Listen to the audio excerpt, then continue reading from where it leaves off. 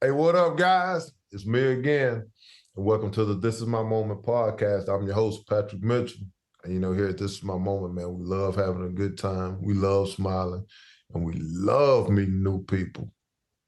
Let's go to work. There ain't no stopping it. This is my moment. Join the movement. We bringing people together, bringing positivity, making changes for the better. Because it's all about growth. Today, I got someone on the line with me that I really want to talk to. I want to see his resiliency. I want to see what he got shaken. Introduce yourself. Well, Patrick, thanks for having me on. I really appreciate it. I'm looking forward to talking with you. My name is Terry Tucker. I currently reside in Colorado, but I was born and raised on the south side of Chicago. You can't tell this from looking at me or from my voice, but I'm 6'8" tall, and I played college basketball at the Citadel. I have a brother who's 6'7", who is a pitcher on the University of Notre Dame's baseball team. Another brother who's 6'6", who was drafted by the Cleveland Cavaliers in the National Basketball Association. And then my dad was 6'5". So I sort of joke that if you sat behind our family in church growing up, not a prayer's chance you were going to see anything that was going on in front of you. No, you're not finna see the preacher at all. No, absolutely not. When I graduated from the Citadel, I moved home to find a job. I'm really going to date myself now, but this was long before the internet was available to help people find a job. Yeah. I was the first person in my family to graduate from college, so I was all set to make my mark on the world with my newly obtained business administration degree. And I look back now and realize I didn't know anything about business just because I had a degree. Fortunately, I was able to find that first job in the corporate headquarters of Wendy's International, the hamburger chain, in the marketing department. Unfortunately, I lived with my parents for the next 3.5 years as I helped my mom care for my father and my grandmother, who were both dying of different forms of cancer. Professionally, as I said, started out at Wendy's, became a hospital administrator after that, and then made a major pivot in my life and became a police officer. And part of what I did with that is I was a SWAT team hostage negotiator. After my law enforcement career, I started a school security consulting business. I coached girls' high school basketball, started a motivational speaking business. But for the last 10 years, I've been battling a rare form of cancer. And then to round it out, my wife and I have been married for almost 30 years. We have one child, a daughter, who's a graduate of the United States Air Force Academy and is an officer in the new branch of the military, the Space Force. Yes, sir. Yes, sir. So man, before we even get started, this is totally off script. Sure. We got like 5 things in common, brother. What do we have in common? Tell me. First and foremost, I'm a 20-year retired Air Force guy. Well, thank you for your service. No worries, man. And tell your daughter, man, good luck, and I wish her the best. What's her career? What is she doing? She is about ready to make captain, and she's going to take over the space fence radar, and that's all I know. It's all top secret. You know how it is. You're in the military. You can't tell anybody anything. So, tell her congratulations, and from one Air Force member to the next, man, I wish her all success. Second off, girls basketball. That was my gig. I coached down here in Texas, and I was a female basketball coach, man. And last season, I was coach of the year, and we won. Congratulations! Yeah. So we got something else in common. Where in Texas did you coach? I'm in Wichita Falls, right outside of Dallas. Okay. Between Dallas and Oklahoma. So I coached in Houston. Yeah. And that's my home city. I'm from Houston originally. What school did you coach at, if you don't mind me asking? Emory. It was a private school in the southwest part of the city. I coached at a private school also. Nice. There we go. We're in business. So I'm going to just get right to it. I'm going to get to the basketball first before I even touch any of these other questions, man. Sure. 6'8", Citadel, South Carolina, man. Like, what position did you play? I was a forward unless our center got in foul trouble, and then I had to play, play against James Worthy and the 6'10" guy Clemson and Horace Grant. And we actually played against Michael Jordan in North Carolina my senior year in college. It was Jordan's freshman year and was the year they won the national championship.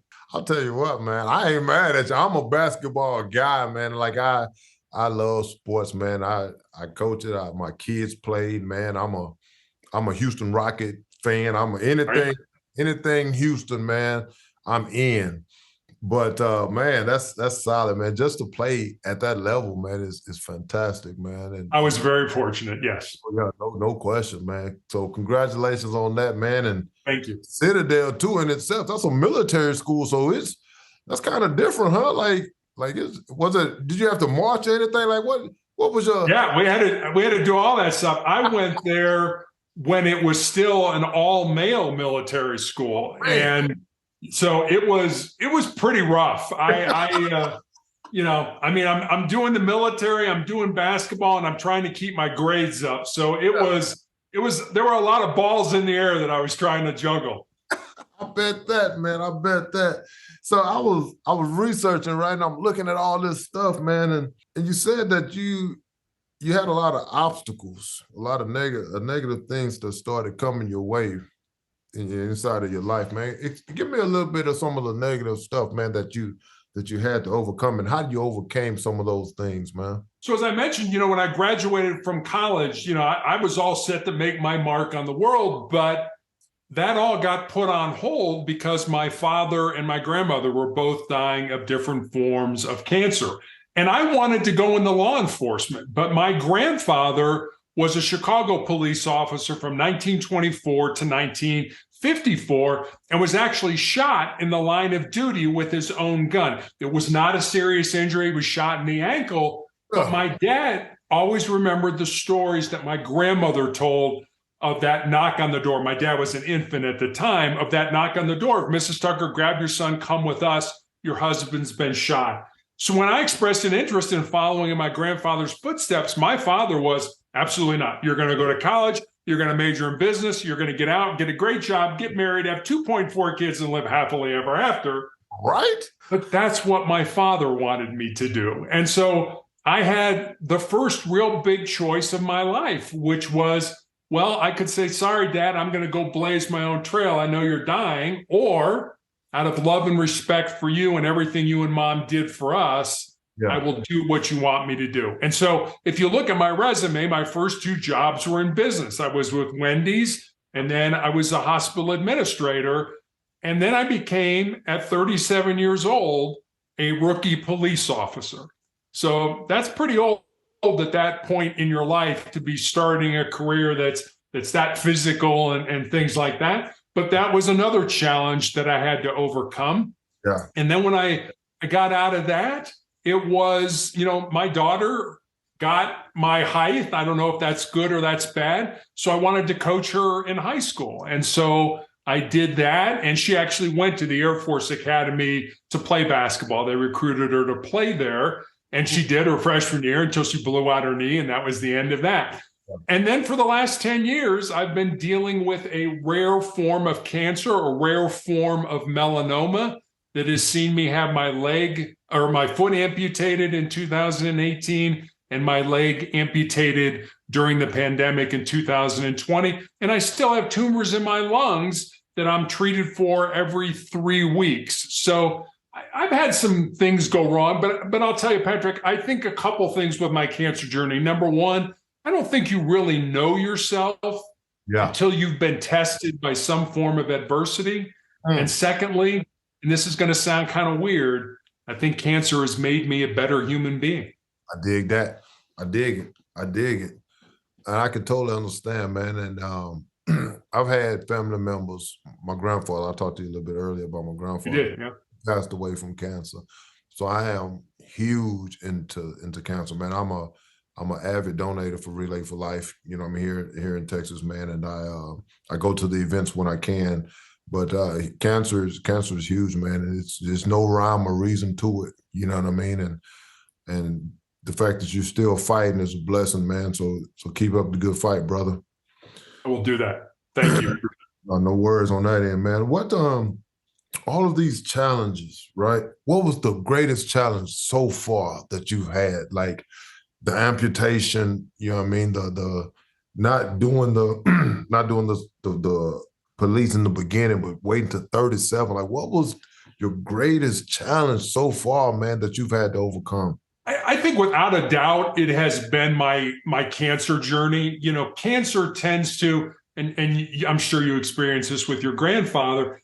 Cancer tends to isolate you. You know, first it isolates you from your friends, then it starts to isolate you from your family, and then it starts to isolate you from yourself. Yeah. So cancer has certainly been, you know, mine started on the bottom of my foot of all places, you know, really. I mean, on the bottom of my foot, I had a callus break open. And when it didn't heal, I went to see a podiatrist friend of mine. And he took an x-ray and he said, Terry, I think you have a little cyst in there and I can cut it out. And he did. Nothing that gave either one of us concern, but he sent it off to have it examined. Yeah. And then 2 weeks later, I get that call from him. And as I said, he was a friend of mine.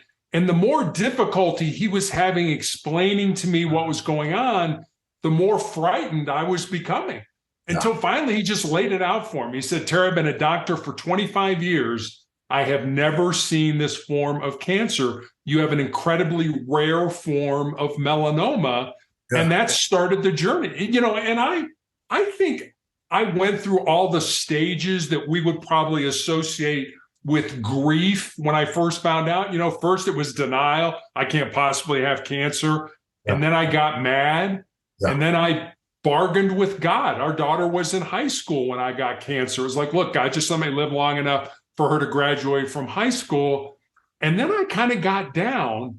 Yeah. And then I just got to a point where it was like, you know, this sucks, but I'm going to have to embrace the suck. I'm just going to have to, you know, basically take it and say, you know what? I don't like the cards that I've been dealt, but I'm going to have to do the very best I can to play these cards to the best of my ability. It's crazy, man. And you talk about it, just coming to grips with it and making the most of it, man. And you know what's funny was when my grandfather was going through his bout with cancer, man, we were always there, right? Like our family, right, was there for him. Like when he had to do, he used to have like the big cyst, you know what I mean? And he had to go to the doctor, you know, and had to get all that stuff cut open, man. But the family was always there. So I'm a real big advocate on having a quality circle, right? Because I think without family, or not even, when I say family, I don't mean just blood. I mean like your friends and like the people that you hold dear to you. Going through all of these things, man, how was your support, man? How was your support circle? Yeah, I talk a lot about what's got me through cancer is what I call my 3 Fs. And those 3 Fs are faith, family, and friends. You know, I've always had a very strong faith in God, and I don't make excuses for that. I don't apologize for that. But it's interesting how when people find out you have cancer, they're like, well, who do you blame? I'm like, what do you mean, who do I blame? Yeah. Well, you must blame somebody because you got cancer. I'm like, I don't blame anybody. And then when they find out you have a faith life, they're like, well, you must blame God. And I think God's got a sense of humor. So I always tell him, no, I don't think God got up on a Tuesday morning, checked his to-do list and said, Terry Tucker, cancer today. I don't think that at all. But what I do believe is he's given me the strength to go on. Yeah. And then, you know, the other F, my family, you know, it's just my wife and daughter and I. And I remember when I had my leg amputated, my doctor wanted to start me on chemotherapy. And I looked at him and I said, is it going to save my life? And he was like, probably not. I said, well, I don't think I want to go through that if I know the outcome is going to be exactly the same on the other end. I said, but I'll go home and I talk to my family. And this, it's a funny story, but it really did happen this way. So I go home and I start talking to my wife and daughter.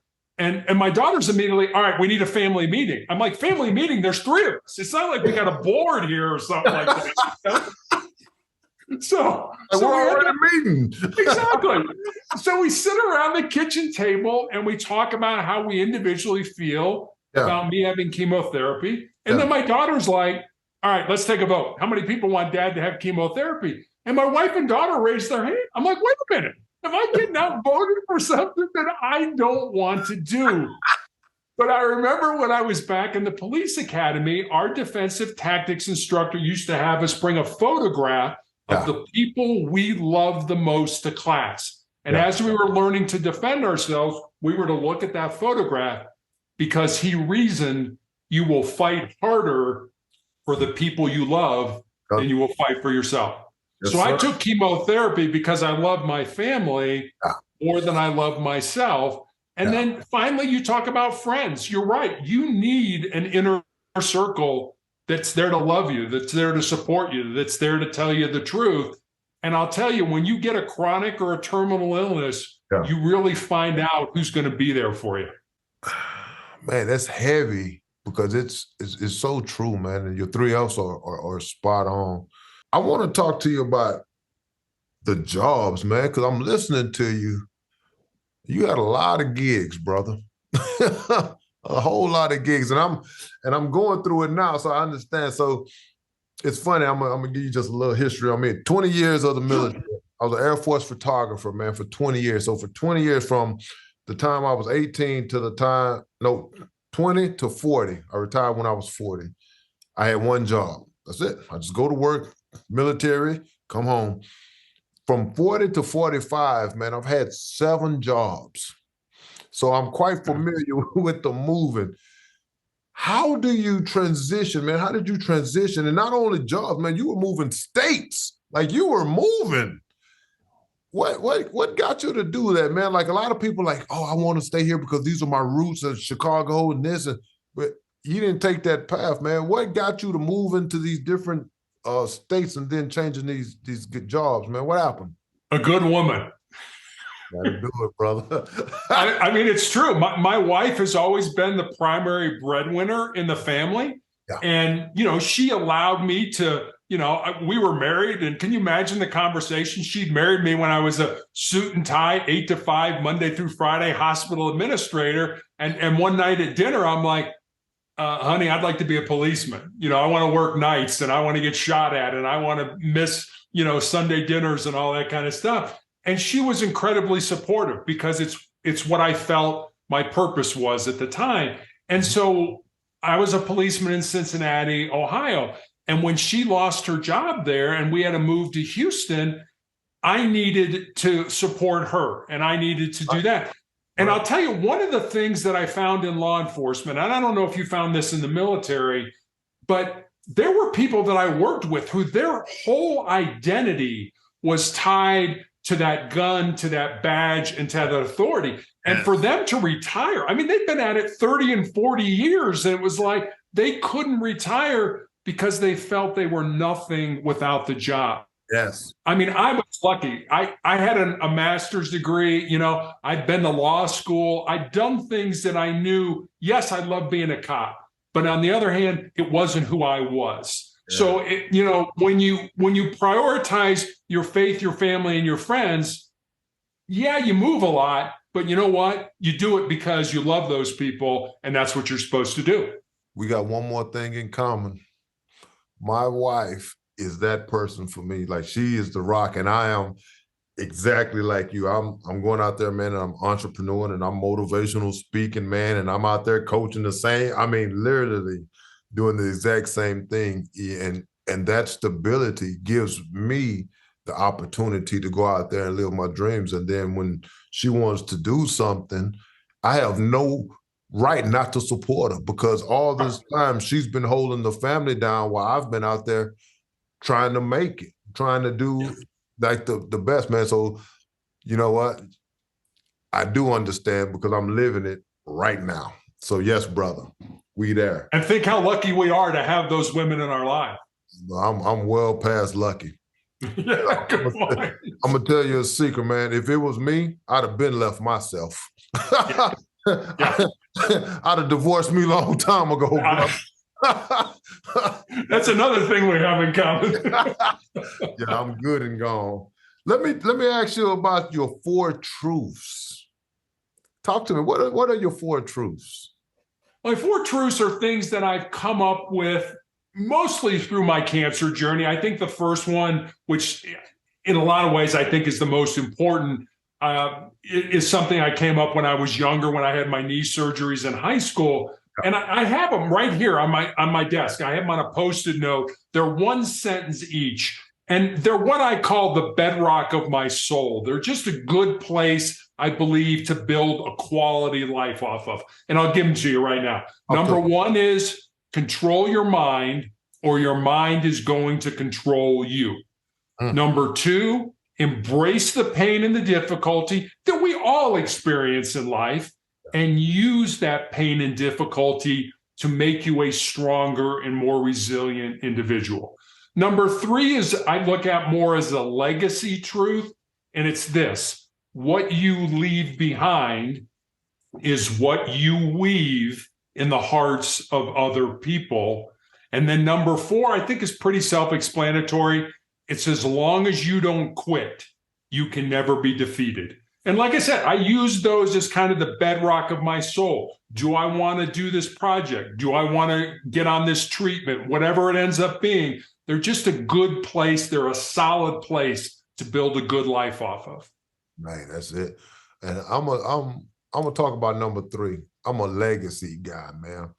I'm a legacy guy. And growing up, right, I'm from Houston, and I grew up in Greenspoint off 45, right? Okay. And we didn't have a lot. And I always thought legacy was the material things that family members left you. I had friends that we used to call it like the silver spoon, right? Someone passes away and all of their stuff became your stuff, and now you got it a little bit better. But then as I started to grow up, and I realized, man, my legacy is not financial. My legacy is the people that I touch and the residual touch that I leave on others that they touch. And when I realized that part of what I want my legacy to be, I started changing the way that I thought about things, right? So instead of me going out there trying to make all the money that I can so my kids could just spend it because my vision ain't their vision, right? I can say I can leave them all the houses and all the money, and then they just go blow it, right? But you know what?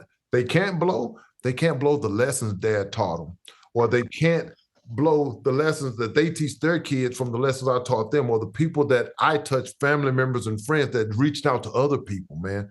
So when you talk about legacy, is it monetary to you, or is it the residual effect that you're leaving out there? What does legacy mean to you?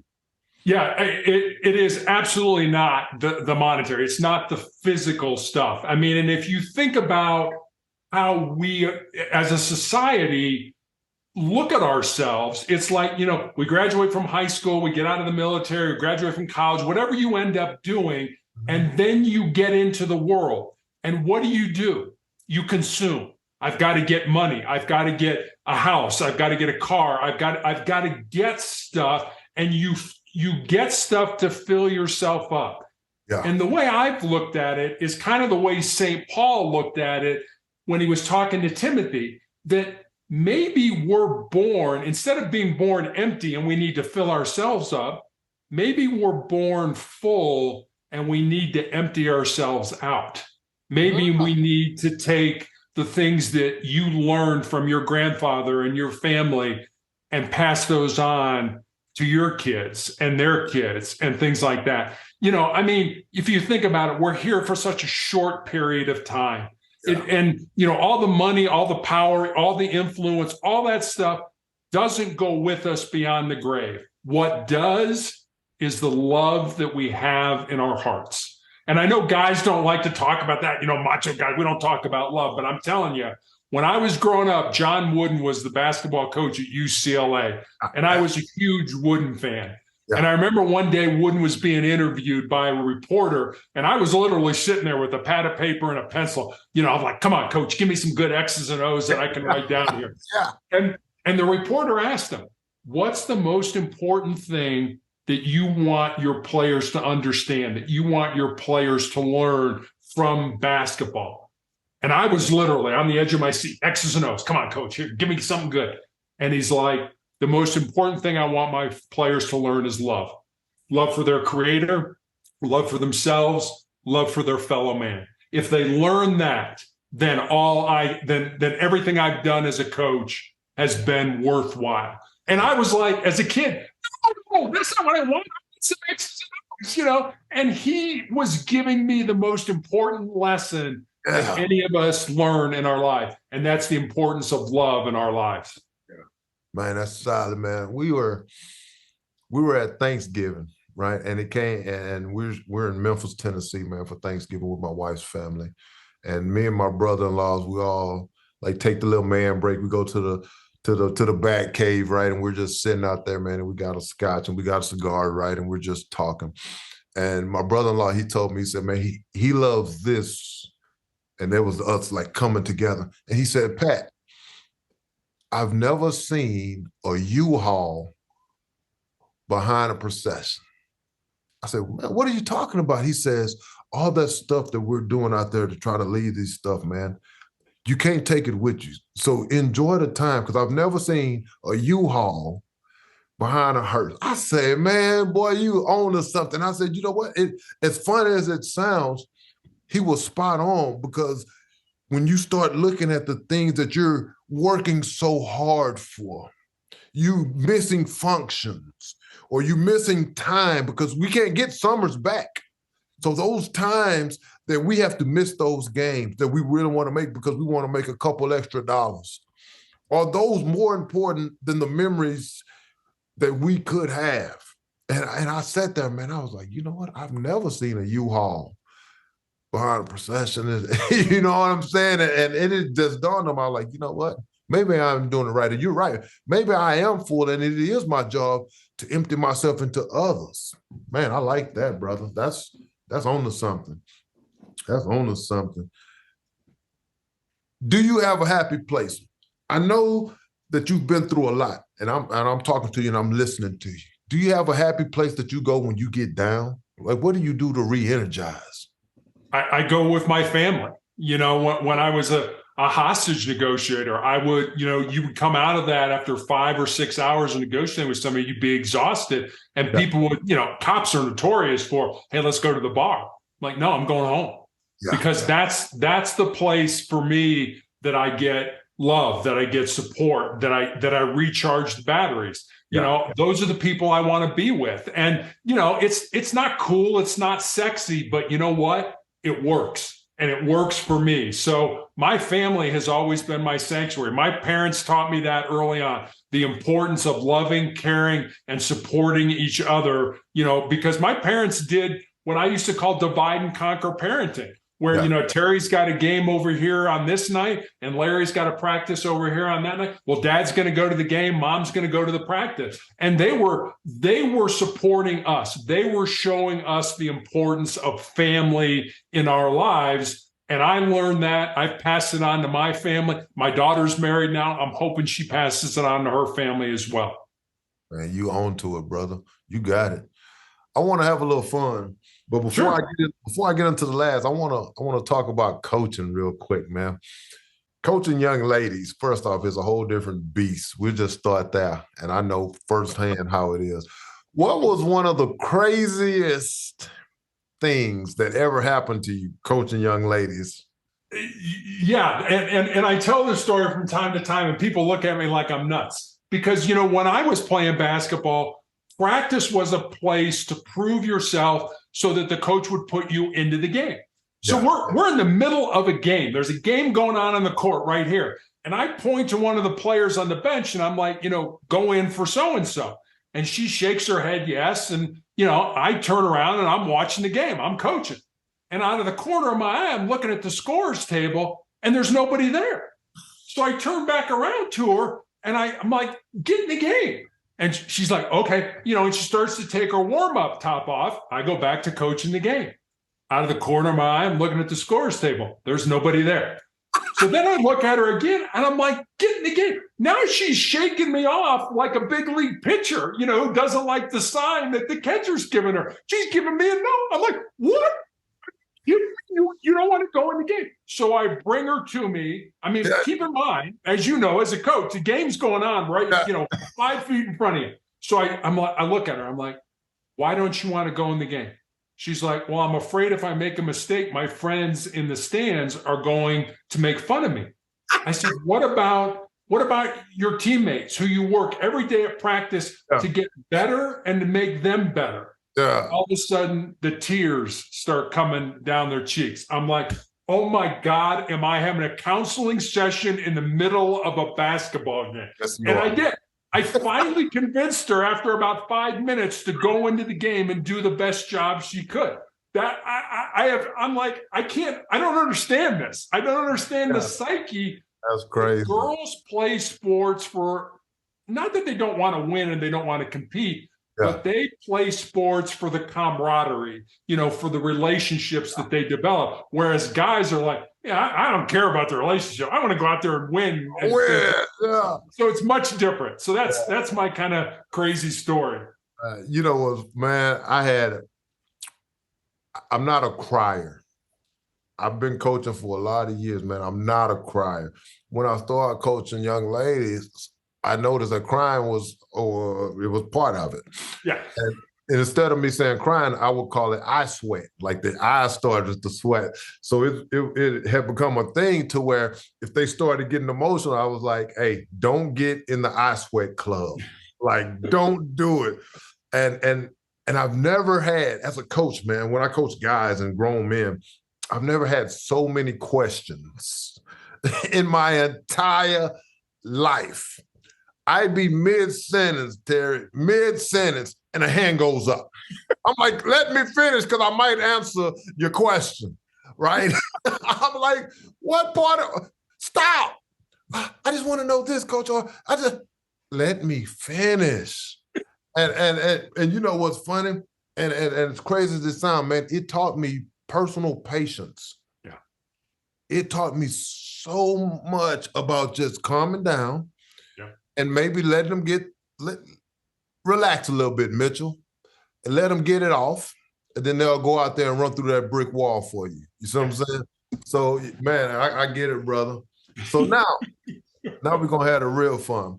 At the end of the show, I have word association, picking and choosing, whatever you want to call it. Okay. I'm going to give you some options. You have to choose one. Okay. Texas or Colorado? You had to pick one. Where are you going, Texas or Colorado? Without a doubt, Colorado. Okay.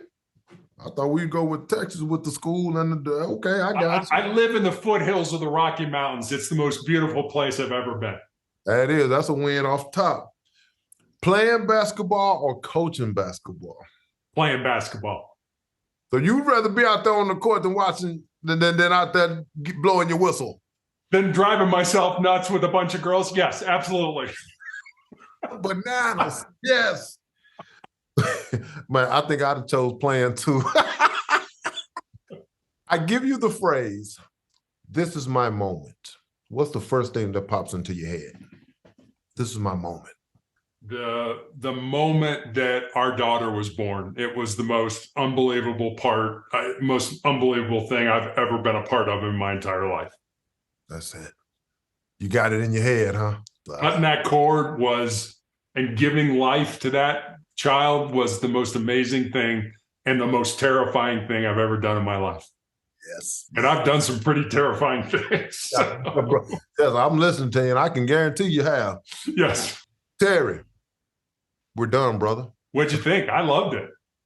And I tell you what, I told you in the very beginning, man, it's like sitting in the backyard, man, with family. Yeah. It's like sitting in the backyard, man. And sometimes you just you find people that have that same energy and going through things and you talk to them and find out that you got some stuff in common, right? And never met before, and we're just sitting here and we're laughing, and I almost leaned back too far a second ago.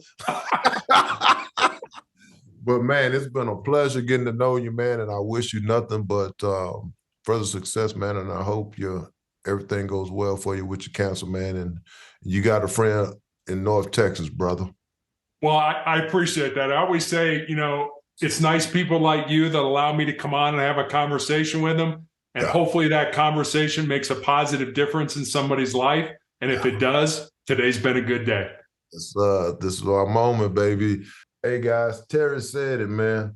Faith, family, friends. It's a circle that you need to have, man. No matter what anyone says, no one has ever did life alone. You wasn't born by yourself.